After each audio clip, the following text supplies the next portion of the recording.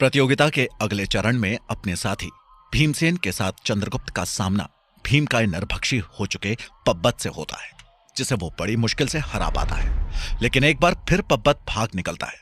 वहीं तक्षशिला में प्रतियोगिता देखने आया मगध का सेनापति सारनाथ धूमकेतु का अपहरण कर लेता है।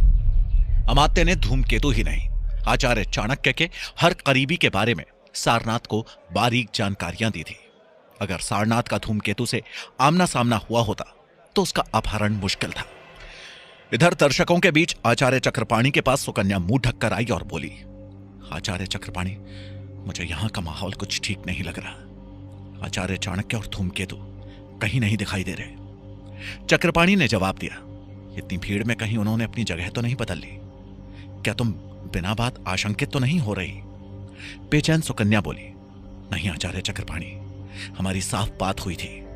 आप अपना और बाकी साथियों का ध्यान रखें। चक्रपाणी ने सुकन्या को आश्वासन दिया, तुम निश्चिंत रहो, मैं अभी रक्षकों को सतर्क करता हूं। फिर सुकन्या वहां से उधर गई जहां उसने धूमकेतु को आखिरी बार देखा था। वहां से अंदाजा लगाती हुई वो तक्षशिला से बाहर एक निर्जन स्थान पर आ गई। तभी उसके कानों में एक आवाज पड़ी, कैसी हो सुकन्या? यहां आने में कोई परेशानी तो नहीं हुई? यह सारनाथ था। कुछ ही दूरी पर उसे मगध के कुछ सैनिक और नकाब में बेहोश पड़ा धूमकेतु दिखा।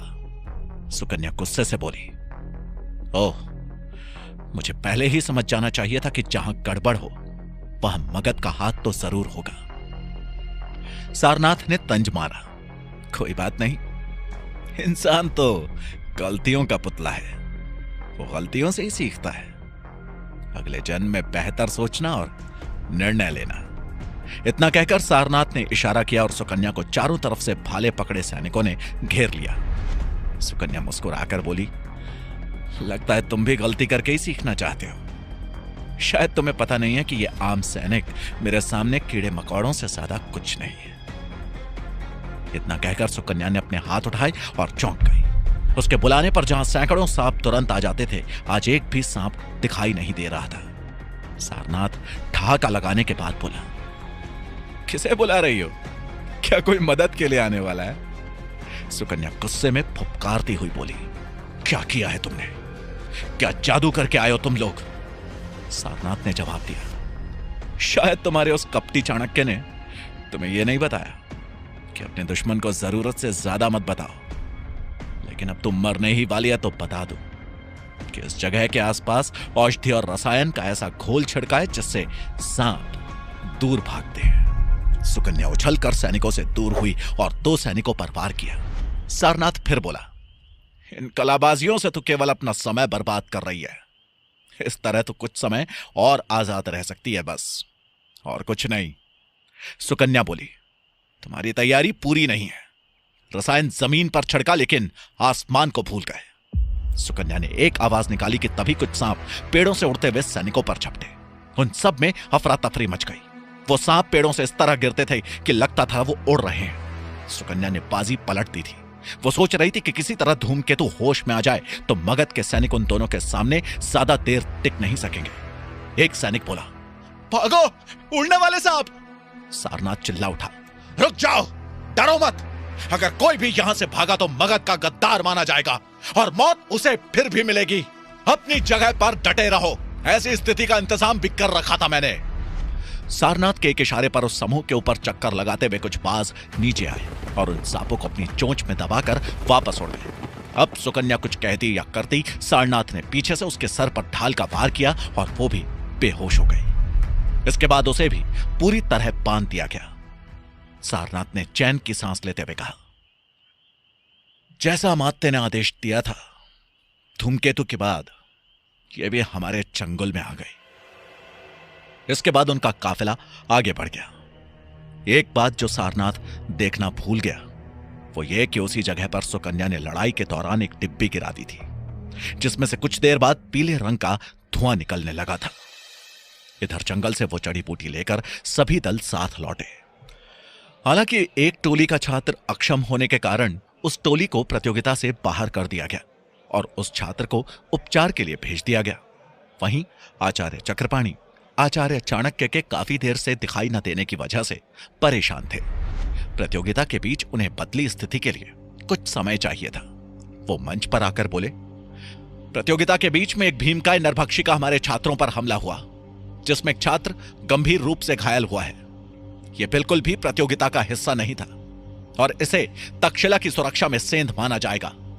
प्रतियोगिता संचालक माधवराज द्वारा आगे की जांच होने तक यह प्रतियोगिता अगले 2 दिनों के लिए स्थगित की जाती है। कुलपति की बात सुनकर जनता में कौतूहल और डर फैल गया। कुलपति के इशारे पर माधवराज ने आगे की जानकारी दी। घबराइए नहीं, हमारे ही छात्र चंद्रगुप्त ने उस नरभक्षी को निष्क्रिय कर दिया है और भागने पर मजबूर कर दिया है। तक्षशिला हर खतरे से मुकाबला करने में सक्षम है। आसपास के राज्य से आए लोगों से मेरा निवेदन है कि वे लोग अपने घर प्रस्थान करें और शुक्रवार को फिर यहां आए और दूर से आए अतिथियों के लिए यहां ठहरने का उचित प्रबंध है। इस घोषणा के बाद कुलपति आचार्य चक्रपाणि ने सभा स्थगित की और लोगों के 2 बड़े हुजूम तक्षशिला के अंदर और बाहर की तरफ जाने लगे।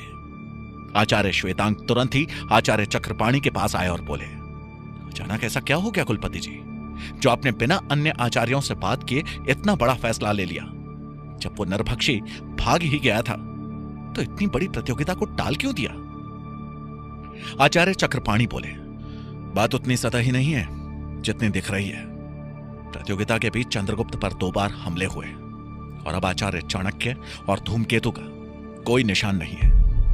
आचार्य श्वेतांक ने चिंतित होकर कहा, ओह, ये बात आपको किसने बताई? चक्रपाणि ने जवाब दिया, मुझे सुकन्या बताने आई थी। हैरत की बात तो यह है कि काफी देर से अब वो भी कहीं नहीं दिख रही। श्वेतांक कुछ सोचते हुए बोले, यानी कोई इसी ताक में था कि कब आचार्य चाणक्य और चंद्रगुप्त सार्वजनिक हों और उन पर हमला किया जाए। चक्रपाणि ने श्वेतांक के कंधे पर हाथ रखा और कहा, आचार्य चाणक्य इतनी आसानी से कहीं फंसने वाले नहीं हैं। हां, धूमकेतु और सुकन्या को लेकर मैं चिंतित हूं। श्वेतांक ने सहमति देते हुए कहा, अब इससे पहले कि चंद्रगुप्त भी गायब हो जाए, हमें उसकी सुरक्षा बढ़ानी होगी।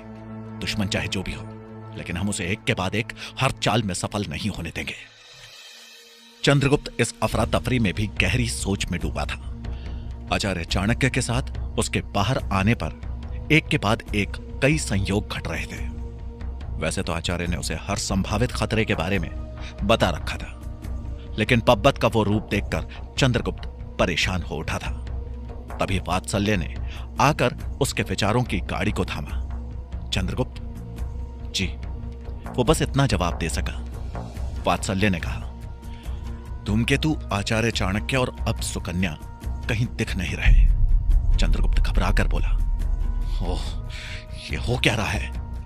कोई प्रतियोगिता की आड़ में हम पर निशाना साध रहा है। वात्सल्य बोले, ये जरूर मगध की ही चाल है। कुलपति चक्रपाणि और आचार्य श्वेतांक ने तुम्हारी सुरक्षा बढ़ाने का आदेश दिया है। चंद्रगुप्त आवेग में बोला, मुझे किसी सुरक्षा की जरूरत नहीं, और जब आचार्य चाणक्य संकट में हो तब मेरा यूं दुबक के रहना कायरता होगी। वात्सल्य ने उसके कंधे पर हाथ रखकर कहा, यह समय जल्दबाजी का नहीं है। तुम जो भी निर्णय लो, एक बार कुलपति कक्ष में सारी स्थिति समझने के बाद लो। चंद्रगुप्त ने हामी में सर हिलाया। फिर वो और वात्सल्य कुछ रक्षकों के साथ तक्षशिला के अंदर बढ़ चले। वहीं तक्षशिला और मगध के बीच कहीं सुनसान स्थान पर एक गुप्त सभा चल रही थी। एक साया चिंता भरे स्वर में बोला, गुरु राज्य में हमारी स्थिति पहले जैसी क्यों हो गई? उसके जवाब में एक और साया बोला, मगध का सेनापति सारनाथ हर जगह छापे मार रहा है। हमसे मिले हुए आम लोग छद्म रूप से भले ही हमारी मदद कर ले, लेकिन मगध के सैनिकों का सामना नहीं कर सकते। जरा सा दबाव पड़ने पर वो आत्मसमर्पण कर देते हैं और उनसे जुड़े राज भी सारनाथ और अमात्य को पता चल जाते हैं। पहला साया हरिदास था, जो अब दिए की रोशनी में आकर बात कर रहा था। ठीक है, कुछ समय तक हमें वगरी राज्य में शरण लेनी होगी।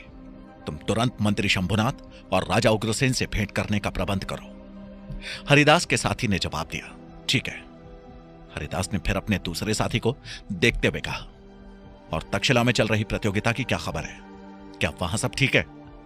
दूसरा साथी बोला, वहां चंद्रगुप्त पर किसी विशाल नरभक्षी का हमला हुआ, जिसमें वो बच गया, लेकिन सुरक्षा कारणों से कुलपति ने प्रतियोगिता 2 दिन के लिए स्थगित कर दी है।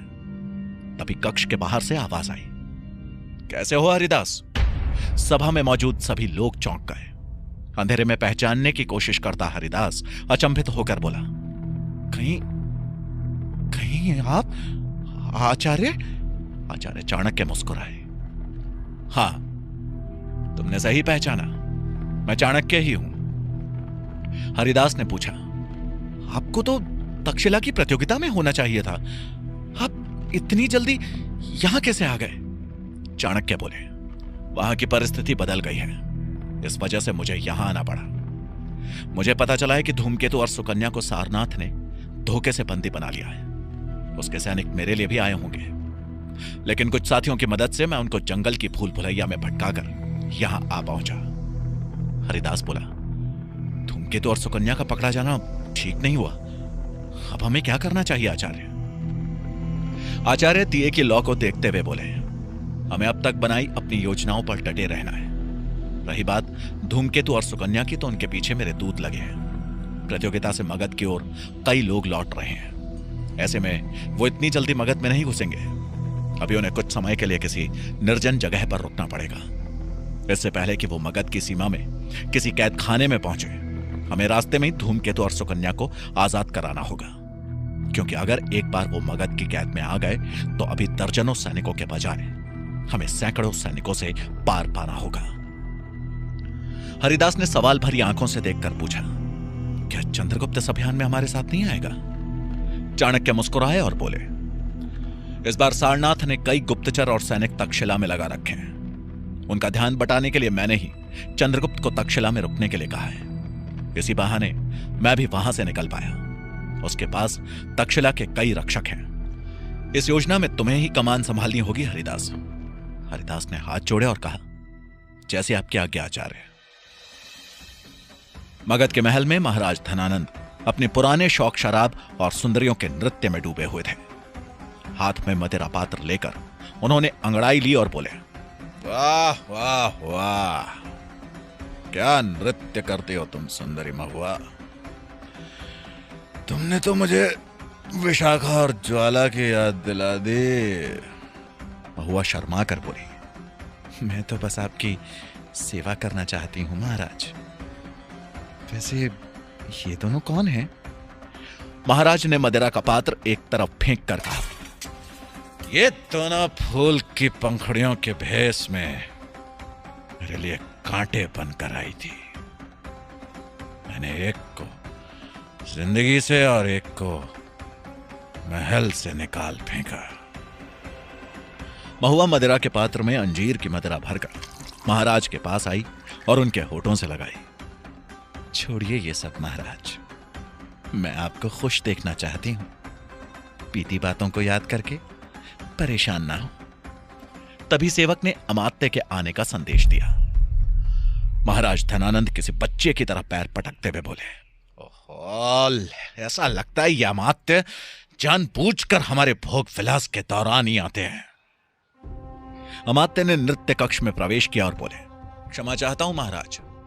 धनानंद ने तुनकते हुए कहा, कहिए, आज क्या परेशान करने वाली खबर लेकर आए हैं आप? अमात्य झुके सर के साथ बोले, सेनापति सारनाथ ने तक्षशिला में अपना काम शुरू कर दिया है। महाराज संतुष्ट नहीं थे। वो बोले, सिर्फ काम शुरू करना कोई उपलब्धि नहीं होती अमात्य। काम को सफलतापूर्वक अंजाम देना होगा। अमात्य ने जवाब दिया, सारनाथ पूरी तैयारी के साथ गया है।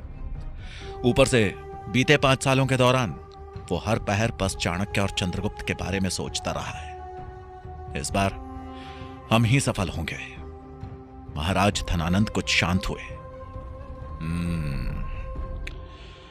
ऐसा ही होना चाहिए। क्या पब्बत के बारे में कुछ पता चला? अमात्य ने जवाब दिया, नहीं, लेकिन जंगल के पास उनके देखे जाने की खबरें आई हैं। क्योंकि वो इलाका तक्षशिला और कार्भिक राज्य के पास है, इसलिए वहां ज्यादा बल के साथ खोजबीन नहीं की जा सकती। धनानंद बोले, कोई बात नहीं, लेकिन खोज जारी रहनी चाहिए। अमात्य झिझकते हुए महाराज के पास आए। जी, जारी रहेगी। और महाराज महुआ को दूर धकेलते हुए बोले, क्या बात है? और क्या? अमात्य ने धनानंद के कान में कुछ कहा और महाराज ने अपनी तलवार निकाल ली और बोले, अपने ईश्वर को याद कर लो महुआ, तुम्हारे मरने का समय आ गया है। महुआ के चेहरे का रंग उड़ गया। नहीं महाराज, मैं कोई गुप्तचर या सैनिक नहीं हूं, मैं तो आपकी तुच्छ दासी हूं।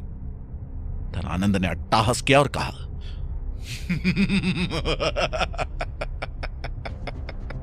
मुझे पता है तुम एक काम दासी हो, कोई गुप्तचर नहीं। महुआ ने गिड़गिड़ाते हुए कहा, फिर आप मुझे क्यों मार रहे हैं महाराज? मैं आपसे विनती करती हूं, मुझे मत मारिए।